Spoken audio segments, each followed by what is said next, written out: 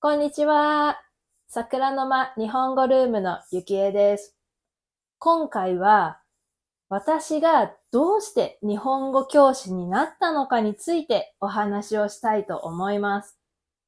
私は日本語教師になる前は17年間ぐらい保育士として保育園で働いていました。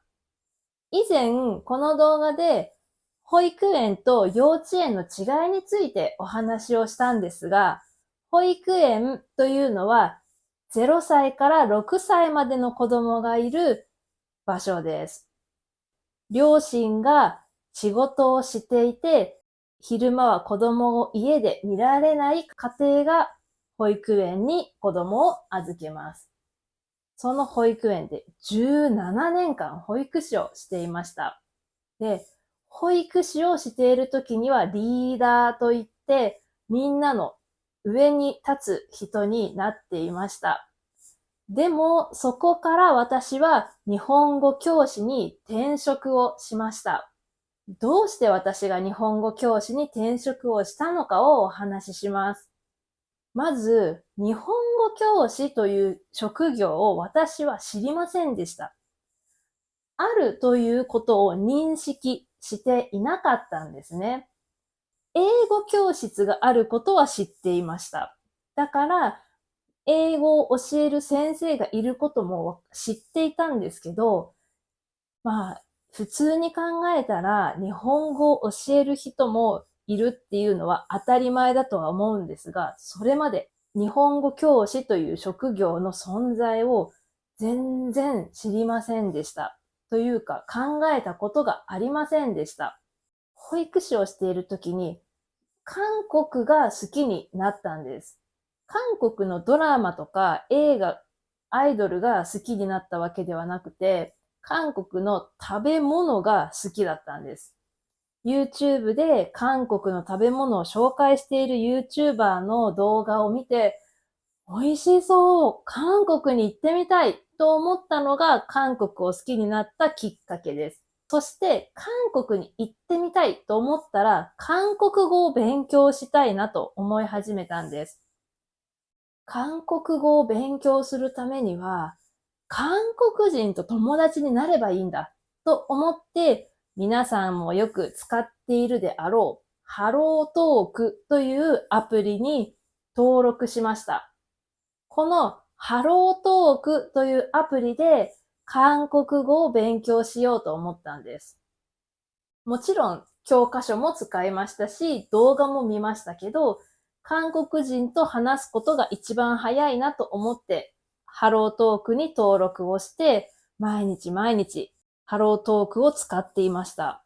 そのハロートークでメッセージをやり取りしていた人に、日本語の何々と何々の違いって何ですかって聞かれたんです。何と何の違いを聞かれたかは今は覚えていないんですが、違いを聞かれたときに、ああ、確かにこの二つの言葉似てるかもって思いました。それまでは何と何の言葉が似ているかなんて気にしたことがなかったんですね。小学校や中学校の時には類義語といって似ている言葉の勉強をしましたけど、それ以外にもこの文法とこの文法の違いは何かとか、他にもいろいろな違う言葉ってあります。この文法とこの文法の違いは何ですかと聞かれた時に、わからない。え、本当だ。確かにこの二つ似てる。でもそれ考えたことないや。って思いました。そこで、インターネットで調べてみたら、この言葉とこの言葉の違いが書いてあって、ああ、なるほど。そういうことなんだ。と、私も納得をしました。そこで初めて、日本語って奥が深いなと思ったんです。奥が深いっていうのは、自分たちが思っている以上に、その意味がちゃんとあるという意味です。なので、これはもう言語って面白いと思いました。日本語ってこんな小さいニュアンスでも違う文法になってしまうんだっていうことを初めて知って、そこでなんとなく、日本語を教えるのって面白いって思ったんです。そこからどうやって日本語教師という職業を知ったかはちょっと忘れてしまったんですが、日本語教師という職業を知って、なりたいと思いました。でも、日本語教師になるためには、日本語教師養成講座に通うか、日本語教育能力検定試験に合格をしなければなりません。日本語教師養成講座に通うには、かなりお金がかかります。だから、諦めたんです、一回。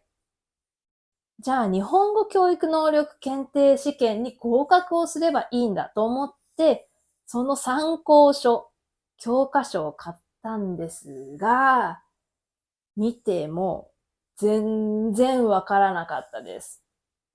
全然意味がわからないことをちんぷんかんぷんと言います。もう専門用語みたいな言葉もたくさんあるし、日本人です、私。日本人ですけど、そこに書いてある日本語の意味が全然わからなくて、これは独学で勉強するの無理だって思って、日本語教育能力検定試験を受けるのも諦めました。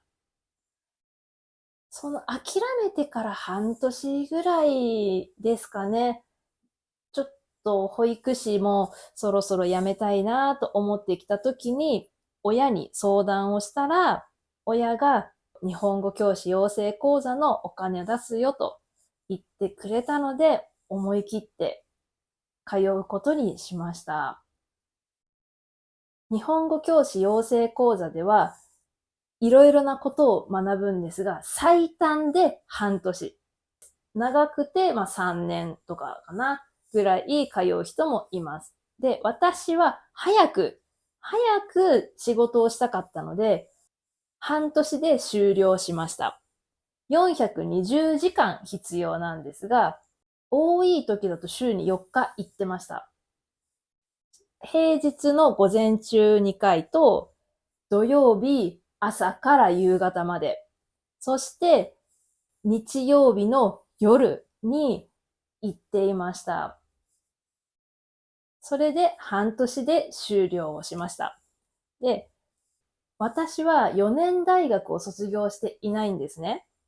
日本語学校で働くには4年大学卒業プラス日本語教師養成講座が必要です。で、4年生大学を卒業していない人は日本語教育能力検定試験に合格をするプラス日本語教師養成講座。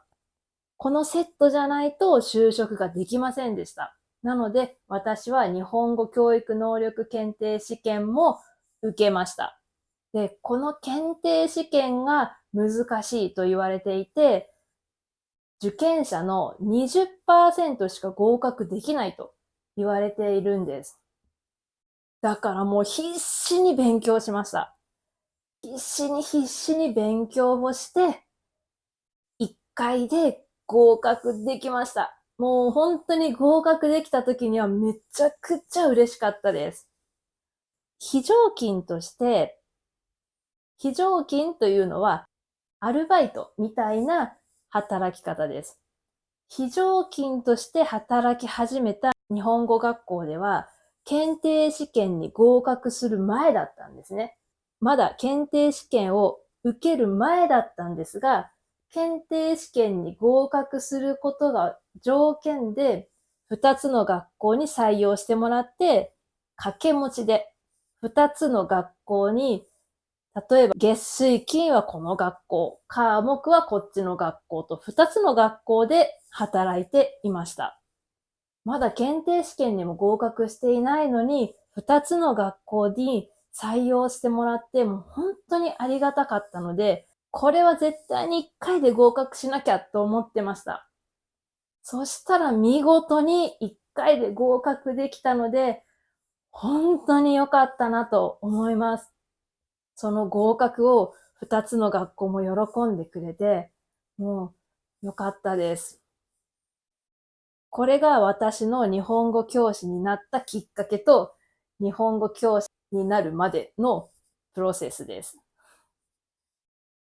今はフリーランスとしてオンライン中心にインターナショナルスクールで子供たちにも日本語を教えていますが、この前には2年間日本語学校で日本語を教えていました。今は日本語を教えることがすごく楽しいです。日本語を教えるのと同時に、私も生徒さんの国の言葉だったり、生徒さんの国の文化を教えてもらっています。なので、教えているのと同時に教えてもらっている。このやりとりがもう本当に面白くて、この仕事やめられないです。死ぬまで続けたいって思うぐらい、今本当に面白いです。楽しいです。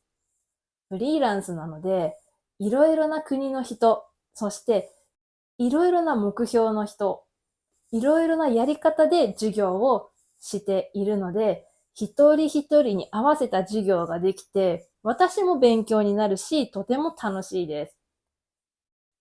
皆さんも良ければ、私の授業受けてみてください。この宣伝じゃないですよ。今日は私が日本語教師になろうと思ったきっかけをお話ししたかっただけです。これはおまけです。はい、今日も最後まで見てくれてありがとうございました。また次の動画でお会いしましょう。さようなら。